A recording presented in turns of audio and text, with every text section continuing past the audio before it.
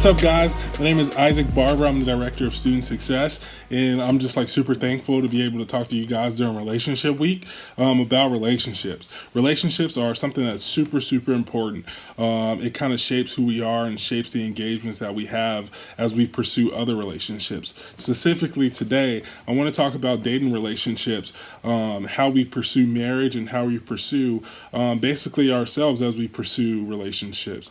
Generally speaking, being in a Christian environment like Huntington University or other Christian environments, whether it be church, nonprofit organizations in which it's commonplace, especially your age, 18 to 24, to date, right? Dating's natural, dating's something that people do often. But a lot of the pressures that we receive comes from these myths that we're taught, whether it be in church or whether it be in these circles that we find ourselves in, that bring these common pressures to us. And I just want to talk about two.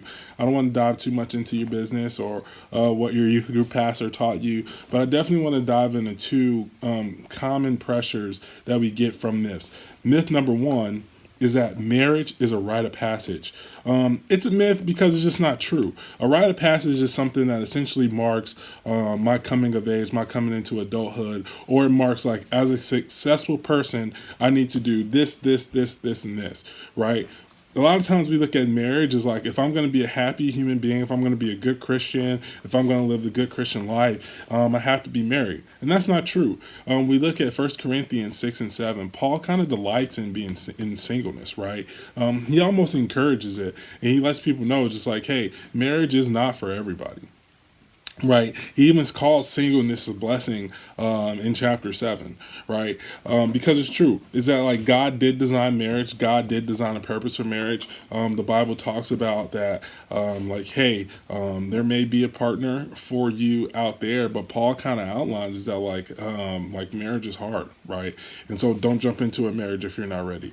But in the Christian environment that we are in today, it's just like, okay, like in order to be happy, you have to be married. And that's just not true. We jump into these relationships that are unfulfilling, they're ungodly, and they're all around poor and just make us unhappy because we convince ourselves to give ourselves to this person so that we can be happy. We convince ourselves to be in these bad relationships so that we can be happy because someone along the line told us that in order for me to be happy, in order for me to be a good Christian, I need to be married. I need to give myself to someone. I need to propose to someone. And that's just not true, right? This notion that like the ring by spring is really, really real creates this environment in which like I don't need to have an authentic relationship based off of love because I'm supposed to be married. And so it doesn't allow us to be patient with our relationships.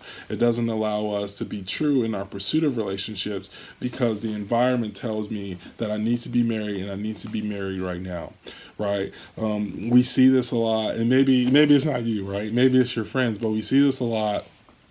Especially in Christian colleges, because of this undercurrent of, okay, the closer I get to graduation, the closer I get to the end of my time here at this Christian college, I need to be married, or this entire experience was for naught.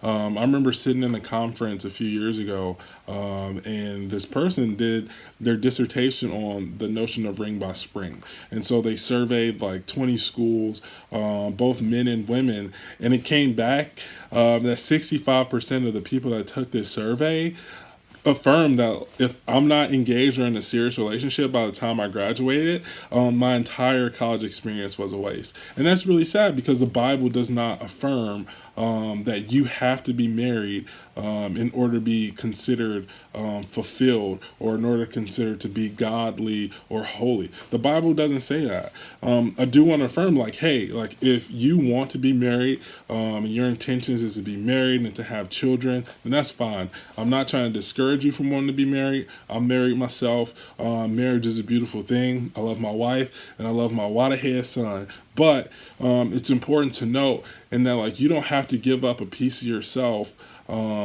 in order to be married. And when I say give up a piece of yourself, what I'm saying is you don't have to lose your values. You don't have to lose who you are in yourself to find yourself in a relationship that you know isn't right.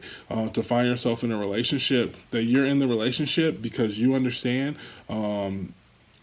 You understand that the environment says that, like, okay, I need to be married, so I need to be married to the first person who's willing to marry me.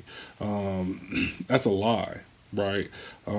Marriage is about love. Marriage is something that's beautiful, and marriage is something that is holy. And so a lot of times we lose our patience with finding that person who you may be designed to be with or who you want to be with. If you're not a Christian person, you may lose your patience because you just really want to be in a relationship. You don't feel like that you may not be worthy, which leads me to my next point. A lot of times people think that there are situations that may disqualify them for being loved, or their family history or background disqualifies them for being loved. And that's just not true. You're legitimately worthy of being loved just on the basis that Jesus Christ died for your sins. Right? The gospel is that regardless of what you do, regardless of where you come from, you are worthy of being loved. And so the environment shouldn't dictate whether or not you feel like you're worthy of love. The environment shouldn't dictate whether or not your life is a fulfilled and happy life based on whether or not you're married. A story that Matt Chandler tells all the time is when he was in a youth group one time, he witnessed a pastor ripping off petals of a rose. And then at the end, I guess it was this ratchet rose, and he's just like, nobody wants this rose. It doesn't have any petals. It's been ripped off. It's been abused, and it's been beaten. He's like, nobody's willing to take on this rose, which isn't true. Like, Jesus is willing to take on that rose because that rose, if it's a recollection, if it's a representation of me, or if it's a representation of the next person, Jesus wants that rose 10 out of 10 times because regardless of what you have been through, you are worthy of being loved. Right? Jesus recounts this in the book of Matthew, is that everyone's ready to come and stone this woman because she's an adulteress, right? But Jesus is like, he who has not sinned cast the first stone. And everybody just kind of dropped their rocks and they walked away. And then he expresses like, hey, go and sin no more. Like, you're good in my eyes because like we are good in his eyes, right? And so as we pursue relationships, especially Christian relationships, you need to know that, yeah, you're worthy to be loved, but you're also worthy to have someone treat you with the decency and the respect to look at you beyond what flaws you may have or what flaws they think you may have, and love you regardless and love you unconditionally. And so 2 points, just as we wrap up, that you 110% are worthy to be loved, but also being in a serious relationship and being